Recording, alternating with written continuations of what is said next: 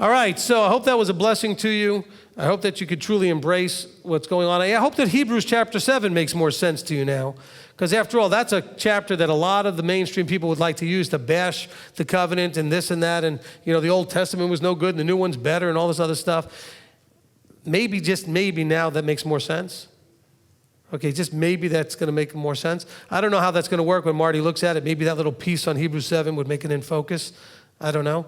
But I think this is really important piece of it. And that's why I was glad I was able to go through the whole chapter and not just the tithing part, because it's really important that we understand what exactly was being talked about there. And it was clearly about priesthoods and about who can receive the tithe. It had nothing to do with the law itself being a problem. But we had people that were weak versus one that is not weak, one that is perfect. Amen? All right, this is the Afterburn. This is where we ask questions and make comments about the teaching. So if you've got a comment or question, you can raise your hand. It looks like Craig's got the mic to bring around, so he'll bring it around to you.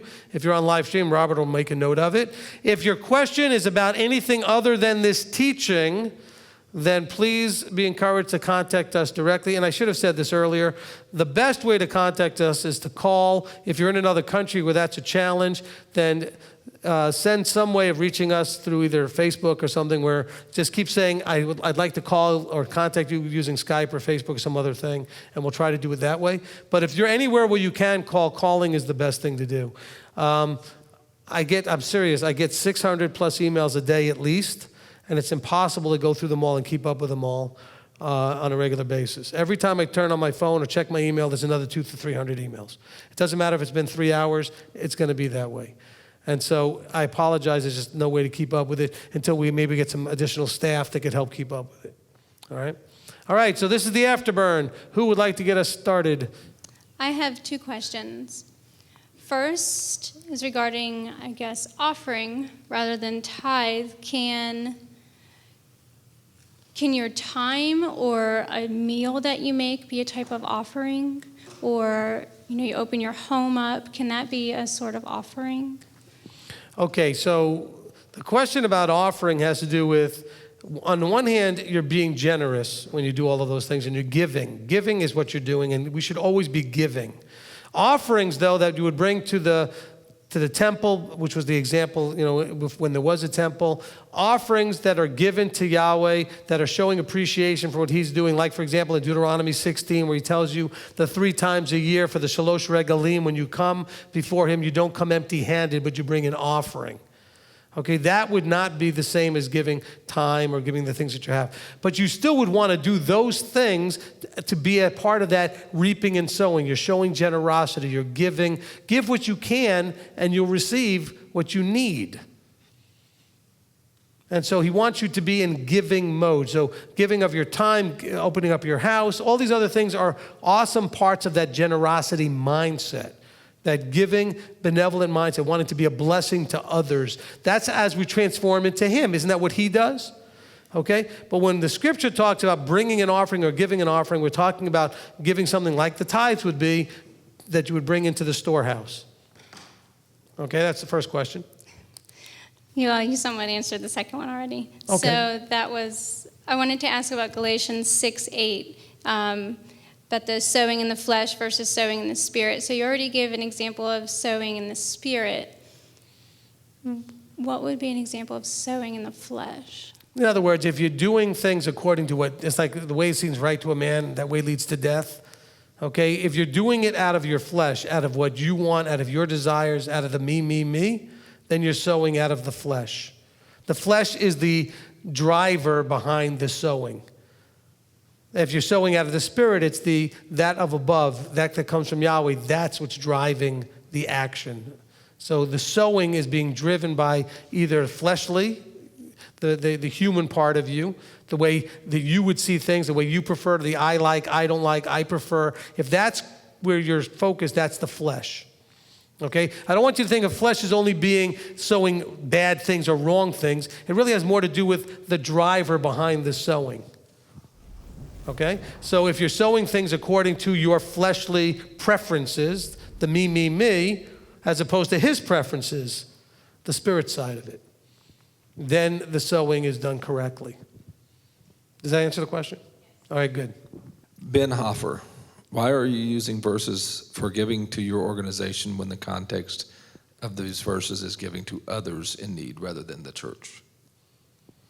Okay, I mean, I'm pretty sure most of the verses I read, especially with Paul and others, were talking about the priesthood receiving, not giving to others. Okay? We weren't reading like in James, when you see your brother naked, then you go and don't offer him clothing or need food and don't go help. And, these things, or say, go and be warmed, I'll pray for you. We were reading verses that were specifically talking about giving to the priesthood or the leadership, and that transfer of that, especially when we were talking in Corinthians and in Hebrews, was about that specifically. So I don't think that that's a problem. Now, in a previous teaching, I think last part, we made the argument also for the idea that the ministry can receive, just like the Melchizedekian did that, as opposed to just the Levitical. And so that argument was being made as well. But there absolutely are verses, just like when Christine asked her question. You can give to others, and there's lots of verses that talk about giving to others. And so when I talked about the giving to others part, I was talking about that from the reaping and sowing point of view. I wasn't talking about that from a tithing point of view necessarily, but I was trying to show that reaping and sowing also is what tithing is about. You're sowing, you're going to reap. That there's a universal law. So yes, you have to go beyond. That's why for the person who asked that question, I always talk about this as an initial beginning step, baby step of giving. You need to be looking at yourself from the point of view as a giver, not only a receiver. Okay?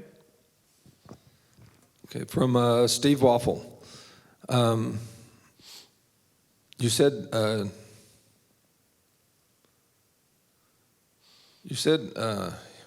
Yahusha did not need the temple because of who he was.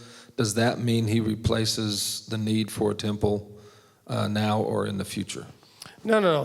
Again, the whole thing is that the Levitical priesthood was everything to do with the temple service. The argument was that Yeshua can't be of that priesthood and certainly couldn't have done the things that were done in that priesthood because he wasn't Levite.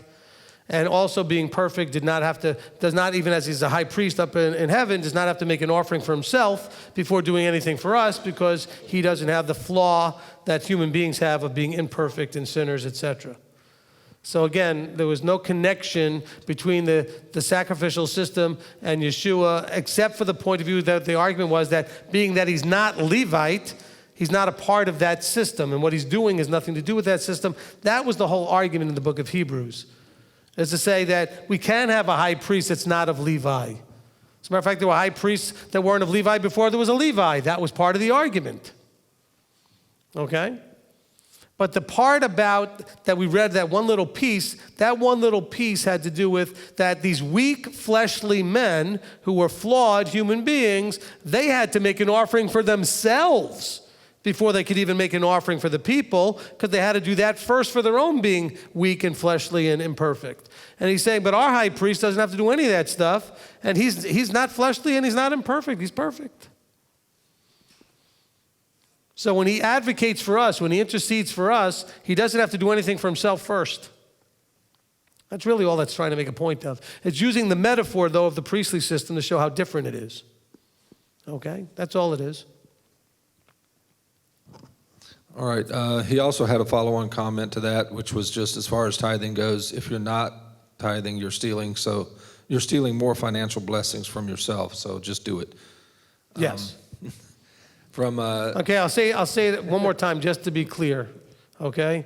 I have absolute full 1,000,000% confidence that if this ministry is not doing what Yahweh wants, it will not be financially blessed and we won't be able to do it. And if it is, it will, regardless of what you do. Okay? Which is why one year I said this, at the end of the year, a lot of ministries like to say, well, without your help, none of this stuff would be possible. And I wanted to thank everybody for participating, but I wanted to make it clear that with or without your help, this is going to happen or not happen based on how he feels about it, not based on what you do. You just have an opportunity to participate. Okay? If he doesn't want it, you can throw all the money you want at it. It is not going anywhere. And if he wants it, you can throw nothing at it, and he'll find a way to do it through somebody else. It doesn't have to be you. And so that's the real clear thing. So if you're not tithing, again, absolutely 1,000,000%, let's be clear, the only person you're hurting is you. That's all. If you're not giving, you're not making offerings, you are reaping what you sow. And so you're only hurting you. You cannot hurt this ministry by not giving us any money. Abba will give it to us one way or the other if it's what he wants, and he won't give it to us if it's what he wants. Some of you may think, well, he doesn't want you to have it, so I'm not giving it to you. Well, we'll see. If you withhold it and we still have plenty of abundance, then maybe you were wrong. I'm just saying it's not about the one person. Okay, I don't work for you, I work for him. And so I liked what his comment was. Let's all embrace that all you're doing financially is hurting yourself if you don't do what he tells you to do. Isn't it leadership who decides where the money should go? Or if I gift to the buying of the land, then those in need don't get part of the money. I can't know your need. Okay, I understand the question. All right, so first of all, if you're giving towards the land, for example, as a specific thing, that's an offering. That shouldn't be your tithe. Your tithe is your tithe. Don't redirect your tithe towards the property. That's not what tithe is for. The tithe is given to the Levite, or in this case, the Melchizedek, and the Melchizedek does whatever is needed for the work with whatever comes in. And by the way, don't worry about whether you earmark it for the building fund or not. The ministry is going to put in a whole lot more than any of you do anyway out of the general fund to buy the property when we buy the property. So even if we raise $50, $60, or $100,000, the ministry is already going to put in much more than that, whether you earmarked it or not. Okay, most of the money is going to come out of the general tithing fund to do whatever it is that the ministry needs to do. So don't worry about earmarking it. But if you want to earmark it, we'll make sure it goes to where you do. The poor will not suffer. There's other tithes and offerings that come in that take care of all the benevolence needs. The ministry will make sure that everybody's taken care of in the right order, in the right way, and that there's a right balance. You do not need to worry about what the ministry does with the money. That's between the ministry and the boss.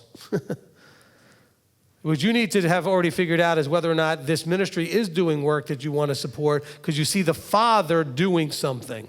Everybody that sends a donation gets an email reply from us that says that we want to thank you for your support of what the Father is doing through this ministry, because if that's not why you sent it, you didn't send it to the right place. It should be because you see the Father's work being done.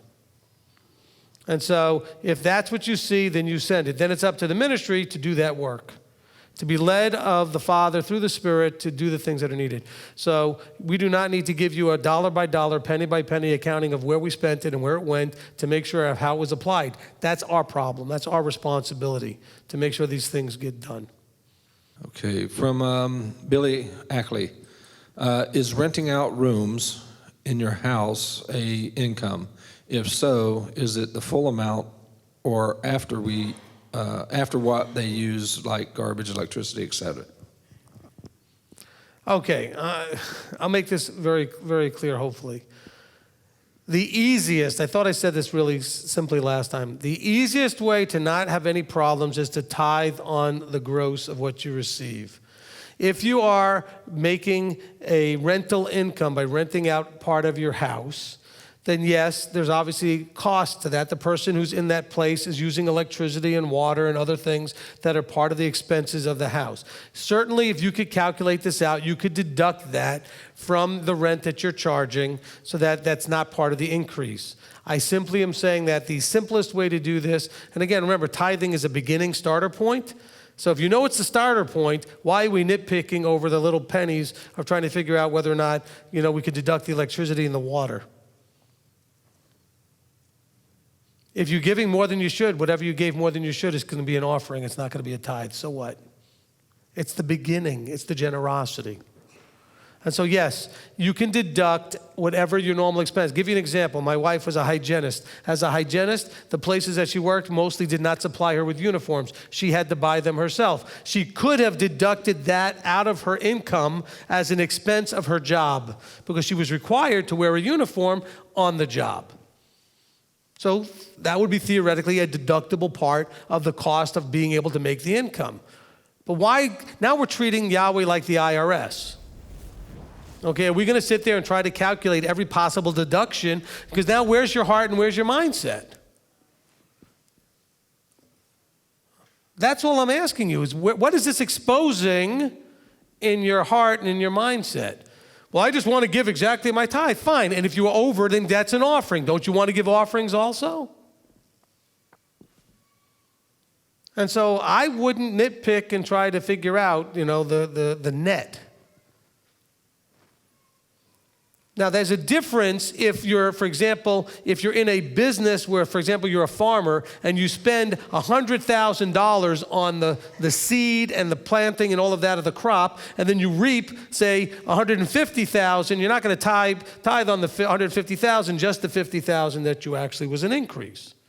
That's different than trying to figure out the tiny little percentage that was the electricity or the water in a house rental or the uniform for work. You understand the difference, what I'm saying? Okay, let's not get bogged down on that. You wouldn't be anything wrong with it. I just think it's a waste of time. And it's a wrong heart. That's just my thought. But yes, you could deduct the expense that was a cost to you that the rent covered, which was part of the electricity and part of the water. Now, don't count the whole house as water and the whole house as electricity. Now you got to do the math of what percentage of the house is that one room and what percentage is that person using, and who wants to do all of that? Are we all going to become accountants now just so we can pay our tithe? That's why it's supposed to be simple, 10%. So let's keep it simple. Amen? All right, next question. The next one is, there's actually a couple of them that kind of go together. From Johnny and a couple of other people were asking about turning the other cheek. Is it right to see it like no one sinned against me? If they hit me, they hit Abba's creation. The revenge belongs to Abba, so none have sinned against me. They sinned against Abba. And along with that, Leanne says, how do we love our enemies when they are people who have taken advantage of or intentionally caused us harm and would again? And then someone else was asking that together. That's why I'm asking them all together, because they are bullied. How do they do with that? I'm only thinking because I'm wondering if I need to actually do like a whole little teaching that covers all this stuff. Okay, let me just try and answer this simply. Yahweh is not asking you to become a doormat. He's not asking you not to defend yourself. Okay, it's a mindset. And loving an enemy doesn't mean that you stay best friends with them.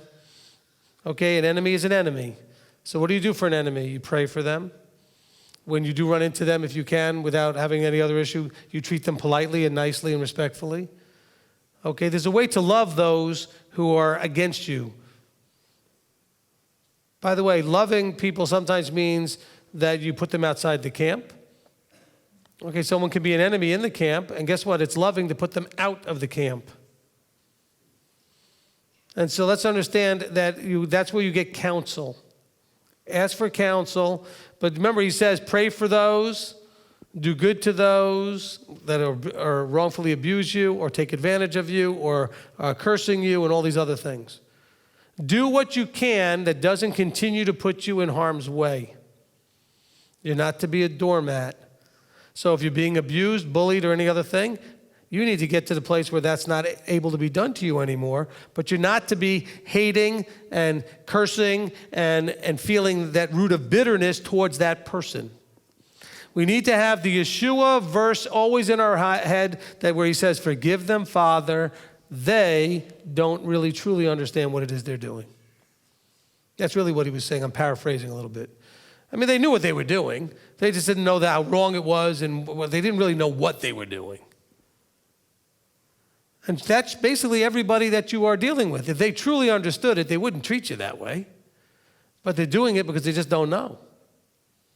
They're coming out of the abundance of what they were raised with and all their experiences and all the anger they haven't resolved and dealt with or whatever they're dealing with.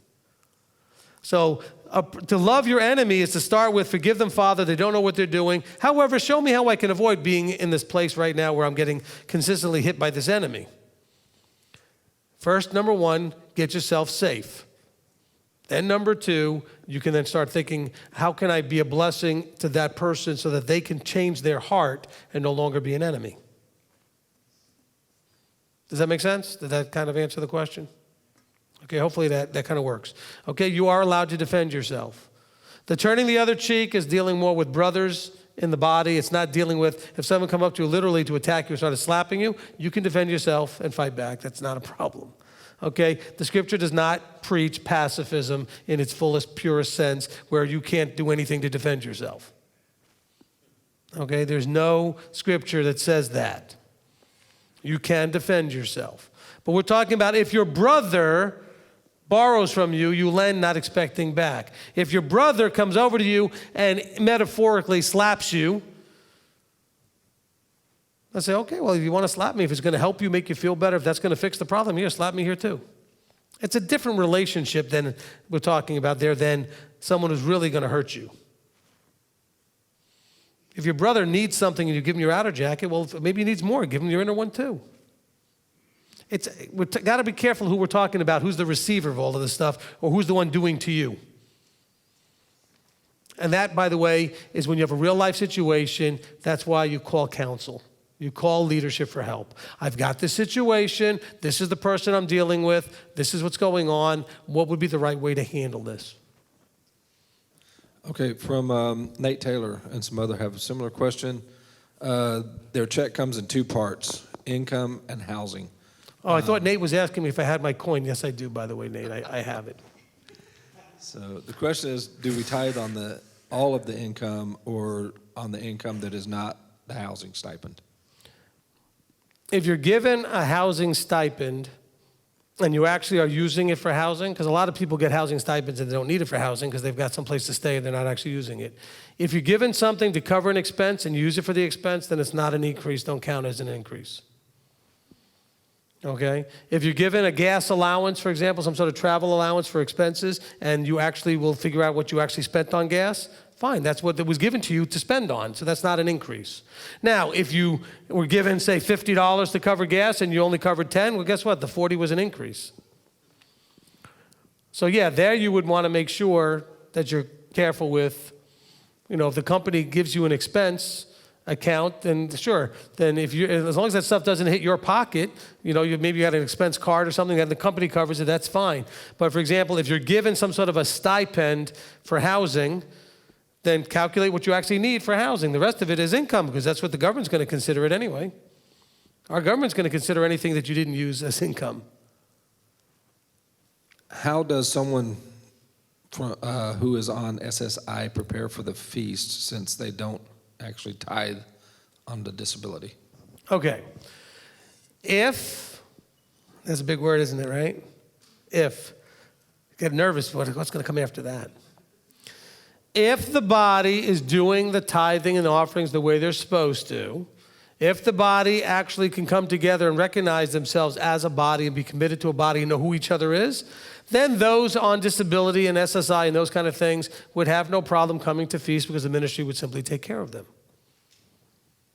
Because that's what the ministry is supposed to do.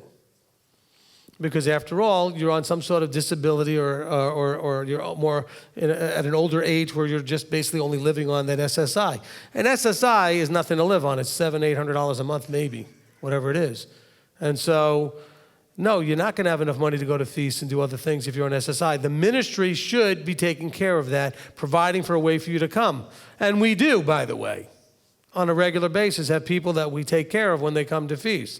However, that becomes challenging if the rest of you that are not on SSI who have an income aren't putting in your offerings and your tithes. So if you want to benefit the poor, that's one of the ways that we always benefit the poor. We make sure that they can come to feasts. I'll give you an example. I had a lady call me about 4 or 5 years ago, said, I want to come to the feast, but I'm on disability and blah, blah, blah. I said, no problem. Bring what you can and we'll cover the rest. And she came and then she sat down very sheepishly in front of me with her head down. And I said, what's the matter? Because she just showed up. I said, are you okay? Is everything okay? She goes, no, everything's fine. I go, so what's the problem? And she hands me a $20 bill, and I said, okay, I'm not understanding. What's the problem? She goes, well, that's all I have. I said, well, what did I tell you on the phone? She said, well, you said, bring whatever you can, and I'll take care of the rest. I said, is that all you can? She said, yes. I said, well, I'll take care of the rest. But she couldn't believe that was true. She was afraid she was going to show up and find out that wasn't true, and then maybe she's going to be told to go home. That's the relationship you need to have with your ministry. Okay? And so then she enjoyed the rest of the feast.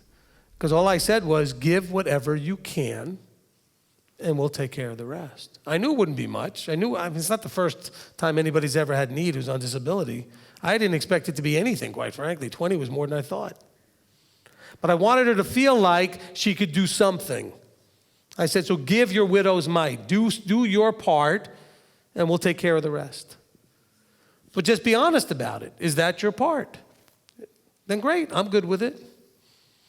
And she was like, really? I was like, well, I try to keep my word. I told you I'd do it that way. I'm not saying this to brag on me. I'm trying to give you an example, okay? That we do this every year with people. And we take care of parts of their feast, housing or meals or both to whatever degree on a regular basis, because there are people that can't. By the way, there's also people we don't necessarily help because the reason they can't come is because they've dropped the ball. They make plenty of money, but they spend it worse than, like a drunken sailor or whatever the metaphor is. Okay, they just spend that money like crazy. And so the reason they can't come is because they've not had fiscal responsibility. Well, we don't necessarily fix that problem for them. Because we're not here to bail out stupidity and unwise behavior. We are helping the poor, though. Does that make sense? So don't be mad at us if we're a little tough on you when you ask for help, because we got to first make sure that you actually need help in money and not just help in wisdom. If you need help in wisdom, we'll help you with that first. Because we want to be sure. We still might help you with the money after we're sure we're getting you on a process so that you're not going to need the help the next time. Now, the disability person is probably going to need it every time, and that's fine. But some of you might need help your first time, but you're going to need help every time if we can't figure out how to get you fixed in terms of the way you handle money. That's why we start talking about the second tithe the minute the Sukkot is finished, so that people know you now are on notice for Passover. Put away your second tithe, and don't come to me in April and say, well, I don't know if I can afford to come. I don't know. Have you been working for the last 6 months? Yes. So where's your second tithe? Blah, blah, blah, blah. It's not my fault. Let's fix that problem. I told you, when you don't tithe, whether it's first or second, even third, you're only hurting yourself. Because even the third, you're hurting yourself because you're not being generous and benevolent to the poor, and that hurts you. If you're not doing your tithes, you're only hurting you. And then you expect us to bail you out so you can come to a feast that's your fault you can't come to in the first place because you didn't do your thing. You know what? Not getting to do come to a feast or being put outside the camp or any of those type of things, it's supposed to be miserable so that you be motivated to fix it. See, but we're so used to being bailed out. We're used to being entitled. We're used to all of that. I don't play that game. Neither does Robert, neither does Rabbi Tom. We're not just going to bail people out. We're going to figure out what the problem is first and make sure we're fixing it before we help you. Otherwise, we're really not helping you. Hopefully that, and by the way, the rest of you that are putting your money in, you should be glad to know that we're not just throwing it into black holes of, some people are financial black holes. You just throw it in there and it's gone and they need more 5 seconds later. Well, where'd the money I just gave you go? Oh, it's gone. And you won't believe the things people will do. We had a family one time was in need. The husband just started a new job, wasn't going to get paid right away, blah, blah, blah, couldn't pay the rent. Said that, could we help them? And they would actually pay it back. I said, okay, we could do that. And they offered to pay it back. I said, that's fine. And then this was like the beginning of November. I happened to show up in their house in the beginning of December, and I noticed a brand new big screen TV over the fireplace. I said, that's new. They said, oh, yeah, I couldn't resist the Black Friday deal. You couldn't believe the deal I got on this. I said, so you bought that while you still owed the ministry money. And then they got so offended that I would say such a thing. I was offended staring at the TV. And not because it was anything to do with me. I was offended for you. Your money went in to do good works, and this woman spent it on a TV. You know what? If you still have a cell phone and cable TV, you're not poor. You're supposed to do everything that you can first before you make that phone call to me. Is that clear? Is that fair? Okay? You need to do everything on your side first before you come for the bailout and the handout. So you tell me how poor you are, but you still go to Starbucks twice a week. You tell me you're poor, but you eat out, or you go to movies, or you got cable, or whatever it is. Don't tell me you're poor, you have all that. Poor people don't have that stuff. Can we all agree? You're broke, you're not poor. There's a difference. Okay, poor people are poor, they're not broke. You're broke because you have a broken idea of how to handle your finances. That's the part that's broken. Don't come to the ministry because you're broke. Come to us if you're poor. Now, if it's broke, come to us for counsel on how to fix what's broken. But don't just look for a handout. Oh my, get off my soapbox. This one I actually attempted to address, but it's from Bonnie, and she's not satisfied with my answer apparently, because she's asking about the increase. She has the income of $2,000, and she has $1,600 in bills. So is she supposed to tithe on $2,000, or is she supposed to tithe on the $400 that's left after paying her bills? And the scripture looks like it speaks of the increase is the tithe. I tried to explain to her that the increase is the entire $2,000 that you're making that you did not have before. Your bills are what you intended to pay with what you had coming in, but you don't take that out. It is paid after the tithe. Yahweh gets paid first. Because I can tell you right now, no matter how much I make, I could have bills to cover that if I want. Right? I just get a bigger house, bigger car, bigger this, bigger that. I mean, I can have bills to cover anything you want. You want to give me $100,000 of your income? I could spend it. So can you. So you can't go by the bills thing. Abba gets paid first. What we're talking about, though, is cost of doing business. In other words, if it cost me $1,000 to generate the $2,000, by the way, that doesn't mean things like food and shelter and all the other things that you pay for as your bills. Like, for example, we sell these, right? These Bibles, right? We sell scriptures. They cost me, let's say this one we sell, I guess, for $20. Let's say it cost me $15. I don't make $20 on it, I make $5. Because I had to pay $15 for it to begin with. I don't even know if that's what we pay. I'm just making numbers up to make it easy, okay?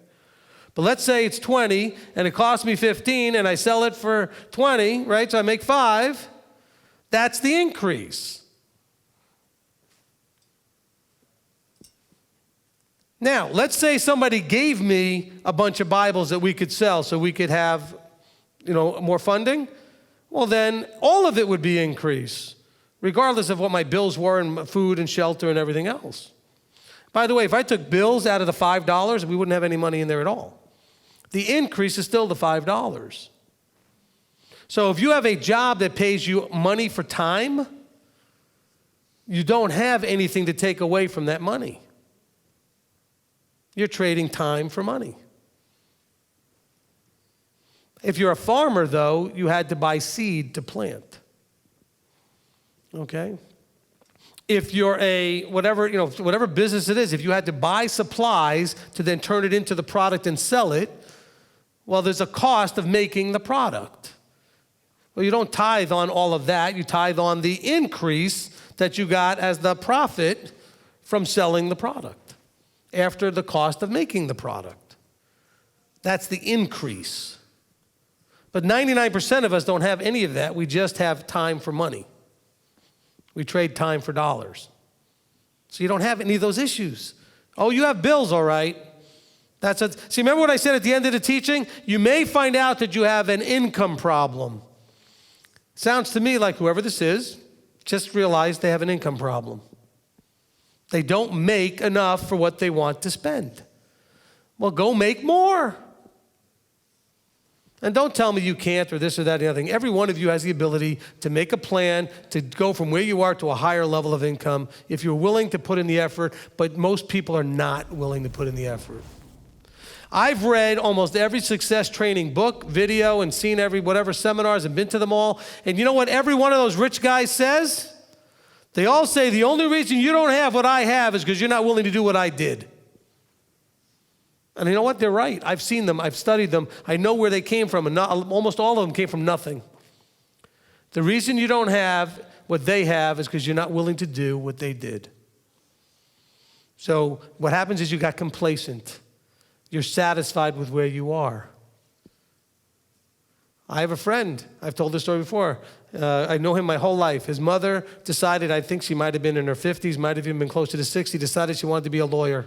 And so she went to law school at that age. And you know what? She graduated, now she's an attorney. You can start at any point. Well, it might take me 4 years. Well, 4 years from now, you're going to be just as broke, or you might be just as broke about to start making some real money doing something else. So why do you keep putting it off? Because you're not willing to pay the price. The reason you don't have is because you don't do what you need to have. Go work 2 jobs until you pay all your bills off. You know how much money you're wasting on interest and debt and credit cards and all that other stuff? Get that all paid off. Why? It's like throwing that money in a... You know what? If you would take out... I don't have a card on me, but if you would take out like a credit card, every time you use it, remind yourself you're taking out a loan. See, if you actually had to sit there and fill out a loan paper every time you took that thing out, you wouldn't take it out. But it's, see, because the marketing people convince us that you're spending money with your credit card. No, you're not. You're borrowing. It's an instant loan. You want to fix your budget problems? Start spending cash. Don't use plastic at all. No debit card, no nothing. Cash. Because you know what? That hurts. I almost never use cash because I have an American Express that I pay off every month, so I get the miles so I can get flights and stuff that I need to help with the ministry and everything. But I'll tell you what, right now, when I do pull the cash out because I have it on me, I hate giving that to people. It really does affect me when you pull out. It feels different. Maybe we're going to have a finance class for everybody. Okay, we'll do that at a feast or something. We'll have like a finance class because I teach finance, and I can help you with this stuff. One of the first things you may want to do is pull out the green stuff and start using it, because that hurts a whole lot different than pulling out the old plastic going ding. Now they got it, we could just touch the little tap thing. Remember, I said this was going to expose either a faith problem or an income problem. You have one of the two.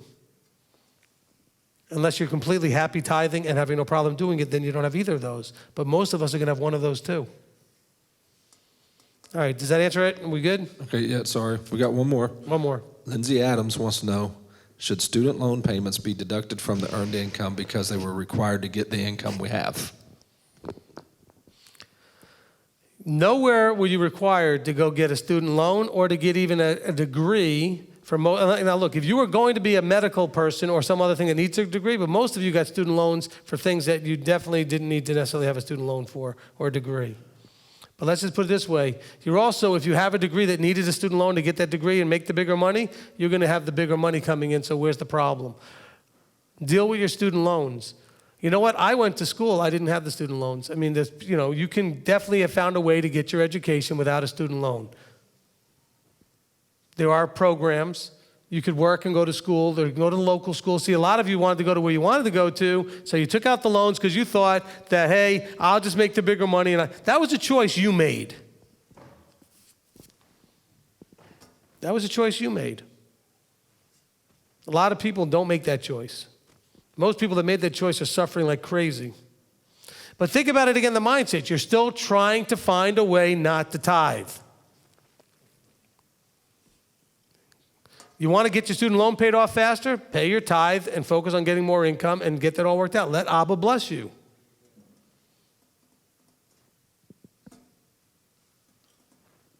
I think it's going to get to the point where people realize, unless you're going for very specific things, that, you know what, you don't need to go to college. Oh, I'm going to get in so much trouble for that. Because all that college does these days is create a hole you can't ever dig out of.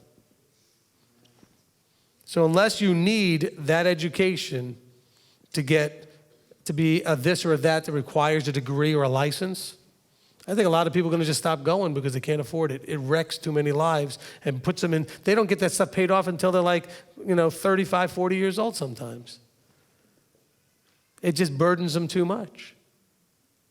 It just doesn't work. So, anyway. Daweed? Thank you, Rabbi. Two things, at least. I just wanted to say that my mom, she taught me early about tithing in general from her example. She usually gave me the money to put in the box. And I know also the way she talked to me about it, it was like, what are you trying to do? Treat Abba like a bank? Quit trying to get the exact percentage change or whatever. And now, at this point in my life, I understand it, because if you're trying to walk that fine line of what exactly is your tithe and what isn't, you could easily fall into the 99.99%, and guess what? You're not giving your tithe, you're giving an offering. Now, offerings are commanded, but that's above and beyond your tithe. So the point is that don't try to walk the fine line. Go above and beyond, and if it's just an offering, great. But at least you've gone above the tithe, and you haven't risked going below what actually the tithe is. The second point is that I want to encourage everyone to understand one thing, and he can't do all the bragging on this, because in essence he would be bragging on himself. This ministry is different than any other ministry I have ever seen. And I've been in this Messianic movement, as whatever we're calling ourselves now, for like 20 plus years. My family at times has needed help, and no one has been willing to help, period. Christian, Messianic, whatever. There have been many that have said they would help, didn't, and or didn't help at all, even though they knew what was going on. This ministry, on the opposite side, I have seen people be in need, and they have given. No, they haven't given to where they're feeding somebody's addiction. They have actually been in counseling, close counseling with that person, to try to help them get to where they need to be, instead of teaching them how to fish instead of constantly giving them fish. So that's the point. This ministry is very different. Man, I appreciate that. Appreciate that. All right, I want to use Daweed as an example just for a second. I don't think you'll mind this. But this is what I want to just point out. He is like several of the people that I deal with. You know what? Those who are poor, and he is poor at the moment, those who are poor argue with me because they want to figure out how they can still tithe even though they don't need to or they can't or whatever it is. It's the people with money that are always trying to figure out how to not give their tithe. I've got several people that I've had to actually convince them, you're on benevolence, all you're getting is Social Security, whatever it is, or they're really actually poor, and I actually have to argue with them about their tithing because they want to give. They're not the ones who are trying to nickel and dime and figure it out. It's the ones who have money that are trying to figure out how to nickel and dime, and that's the funny thing that you see. I mean, because I've had this conversation with him, so I'm just using it as an example, because he's still trying to say, but can I still, I said, Daweed, okay, you know, we're helping pay for your housing right now. We're helping with some other things. You're in between jobs, whatever it is. But he wants to give and he wants to tithe. And he's not the only one. There are more people in this congregation, more people in our ministry that we talk to. Those without want to do more than those with want to do. And I see this on a regular basis. Okay? And so, you know, just think of that mindset. Because he brought it up, and I just want to bring that out there. Think of that mindset, because, you know, where's your heart? Where's your where are you coming from in all of this? I think what I said again, it exposes either a covetousness or a trust issue, because either you're coveting, so you don't want to give up your money, or you don't trust that it's going to be handled and done with whatever it's supposed to be, or that you're going to receive blessing, or you just have a financial issue where your budget just is awful, and you don't have enough income, or your budget's messed up, and you don't know what you're doing. So you know what? The most important things in our life we're not taught in school. You're not taught about dealing with leadership. You're not taught about dealing with relationships. You're not taught how to get married and do that right. You're not taught about having children. You're not taught about money. There are no classes that teach you how to deal with money. I mean, there might be some minor class that you might take as an elective or whatever about money, but it's not an important part of the curriculum to actually teach you how to handle money. How to budget. And so that's part of what I guess this ministry is going to have to do is maybe have some classes for those things. Because we just don't have that, and we don't know. And so we plod along, through those, what they call the lives of quiet desperation or whatever it is. And we're just sort of eking out an existence instead of living. Someone say, well, I work for a living. I don't know, are you living or are you existing? Because most people are existing instead of living. And so that could be fixed, by the way. Either you're not living within your means or your means has to get bigger, one of the two. And maybe a little of both. Fix the means that you need to live within and, and kind of work that out in budget-wise. We're here to help. I don't know what else to say. All right? Doid? Just one last thing. I'm sorry for double dipping, but I just wanted to bring out another issue that might be plaguing people. When you submit to the authority of a congregation, you're submitting to that authority as someone who is delegated by Elohim to do the job of teaching you. So when you have an issue with this man's teaching on whether or not tithing is actually legit or not, and or are trying to do something that is outside of what this man is teaching, in essence, you're not going against him. You're going against your Father in heaven. So bottom line, like he keeps saying, either we go with what he's saying, and if he's wrong, then that'll be on him at the judgment, or if we're doing what he's saying in this sense, then it'll be something that'll be for our benefit, even if he is wrong. And I used to be one of the ones that was dead set against tithe, just so people are clear. I was dead set against it at a certain point in my life. I felt like it should only go to the poor, 10% of my income. That's the way I was at another time. And then I thought, okay, well, we'll just do 10% just to have peace cover between me and the authority of the congregation I happen to be going to, because he was of a different opinion. But I don't feel that way anymore. Because if I'm going to submit to this man's authority and accept the fact that he does have authority, I have to have a different attitude about what he's teaching. Amen. Appreciate that. And again, it comes down to your responsibility, which is to vet and find yourself that anointed, appointed person, and not just someone up in the front claiming to be or anything like that. That's something you have to go look for and choose. That we talked about that from Ephesians, the fivefold ministry, that your responsibility is to find those people, okay? But once you do, then do what Dawid is talking about. Then you get in there behind that person and you allow them to lead. Right, Stephen, come on, get in here. Wait, what? Let him in. Excuse me? There's my boy. All right, that's good. All right, on three. 1, 2, 3. Shabbat Shalom.